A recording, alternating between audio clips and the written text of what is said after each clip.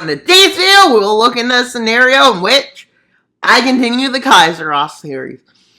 And my plan is to bring back Season 2 of the Rise of Civilization series back by the new year. Hopefully. I'll remember to do that. So yeah. And get me to 3,000 subscribers in 3 days. So literally send this video to every single human you know. Every single human, every single animal, anything that can watch this. If they have eyes, send it to them. And yeah, well that's it. And now, into the scenario. As we know, World War VII ended. But, the Imperium wanted to invade the Democratic League. You may be like, why? And well, it's pretty simple. They need to get rid of democracy. Imperialists don't like democracy. Oh, what if democracies are actually imperialist? And, well, elections are actually not real. What if it's all just big... Yeah, maybe I shouldn't even think of it. But I mean, in the Imperium, that's true. Now, over there, it's false. They're actually true democracies. You can fake democracy, I think. But that doesn't happen.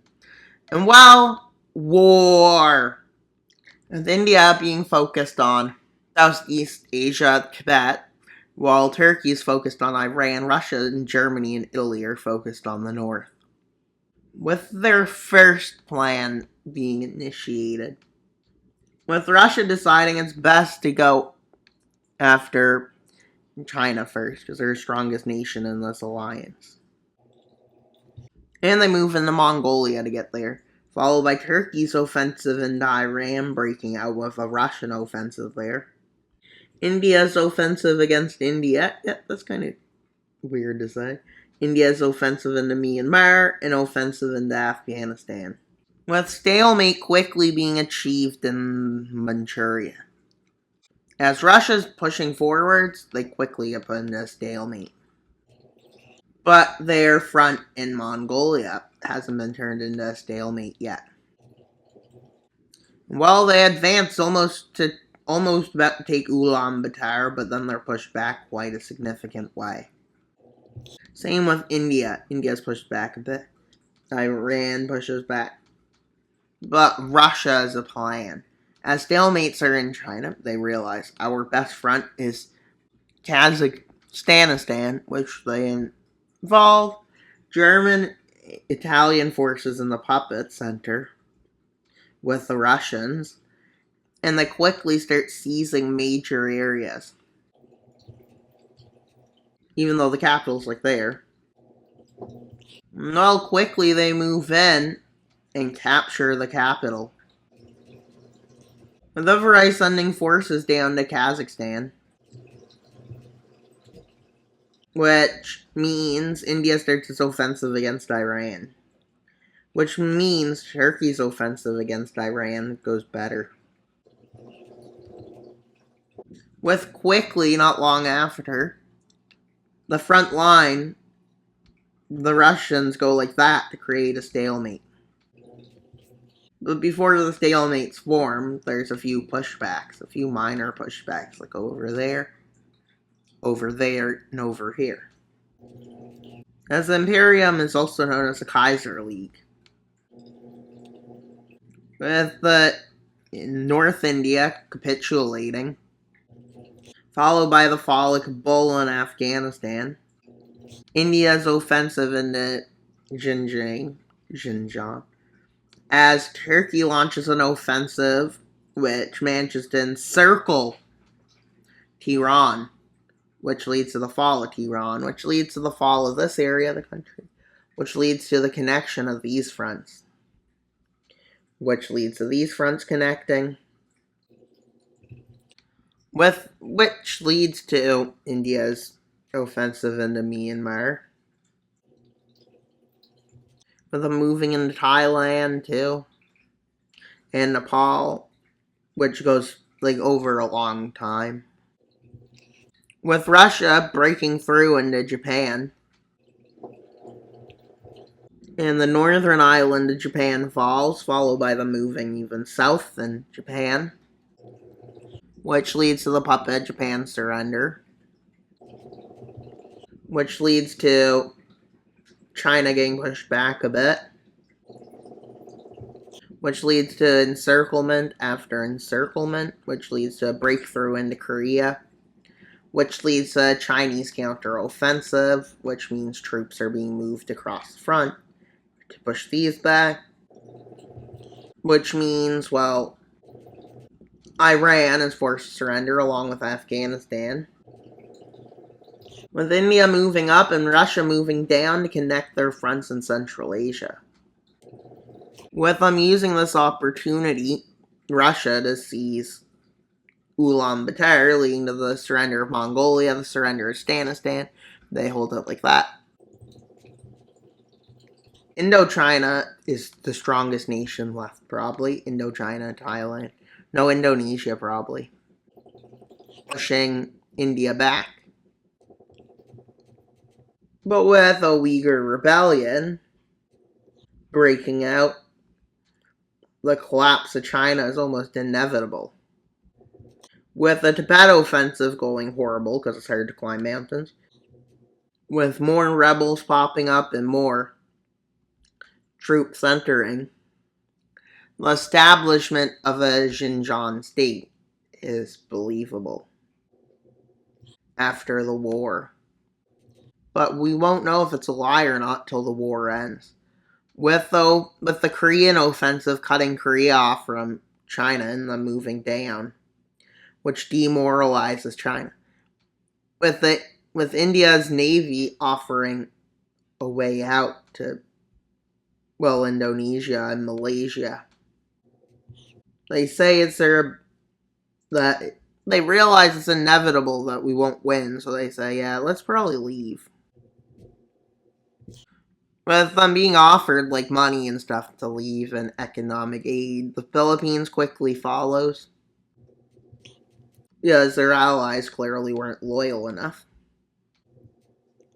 And while with the fall of Bangkok, the capital of Thailand, another nation decides to leave the war. Indochina.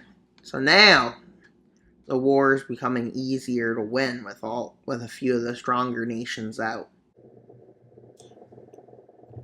With the fall, with Manchuria starting to fall, and China making sure to, as China builds a defensive line over here, with, well, the Xinjiang rebels, along with Russian troops and India's troops, as India's troops start seizing Tibet in the south, with Russian troops finally managing to seize Beijing, and they push down and take the Shandong Peninsula, with their forces in Mongolia doing that to encircle a big chunk of troops, which eventually ends up to their capitulation.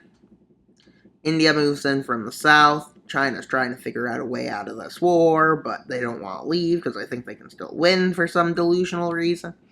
As India makes a naval landing somehow, as they quickly start seizing the coast, China crumbles due to this war. So let's see the peace treaty. The Treaty of Beijing. Let's see how it goes. We will start with the aspects that affect India. So let's see those. Directly annexed. So let's go to the treaty affecting Central Asia. And, well, Iran. So let's see how it goes. Iran, they take the north of Iran. Just north of Tehran. Iran takes some, not Iran, this is Turkey takes some lands in India. And Iran becomes a puppet. So now for the next peace treaty. This peace treaty includes everything except China. So let's see how it goes. Japan and Korea's holdings in this area. Japan's a puppet, Korea's a puppet, Thailand is a puppet. And well, let's see the next part of the peace treaty, which includes China. And this is a big peace treaty, so let's see what happens. Basically, with Russia taking big chunks of land, Inner Mongolia becomes a puppet, Tibet becomes a puppet, Central China becomes a puppet, South China becomes a puppet, North China becomes a puppet, Manchuria becomes a puppet. They're split a lot. As you can see, it makes sense because look, they're split a lot. But those are still two giant populations, probably. Still. In this timeline, despite it being all wars, probably a lot smaller, though. But what do you expect when there's a state of constant war? You can't have a big population when you're always at war. Doesn't make sense. Because people don't like bringing people into a world when there's war. Not my problem. It's not my problem. Fine, it's because they're all running away. With that, as you can see, Turkey benefited. Italy and Germany not as much, but they benefit off the puppetness as it strengthens their alliance. And now that color is too... Yeah, this is a better color to use. More gold. Lighter, because it looks better for some reason. Maybe I'm just color picky, I don't know. But that small difference, probably like a 0.1 of a shade difference, makes a big difference. Like, I don't know about you, but sometimes lighter colors look cooler. And now we have the Imperium, the African League, and the Democratic League. Who will dominate this forsaken world? Imperialism and human suffering, or human peace and prosperity? But then somebody will be like, I'm hungry for power. Oh wait, that's like all my series. Alternate future, the Balkans. And that's the 17th Balkan War, and it's only episode 2. Fine, that's not true. But it would be more realistic if that was the case. You can barely touch a thing and you'll change people's opinion. And that's all for today's video. Please like, subscribe, and comment. Wild Mamper out, but not until you subscribe. Bye, guys!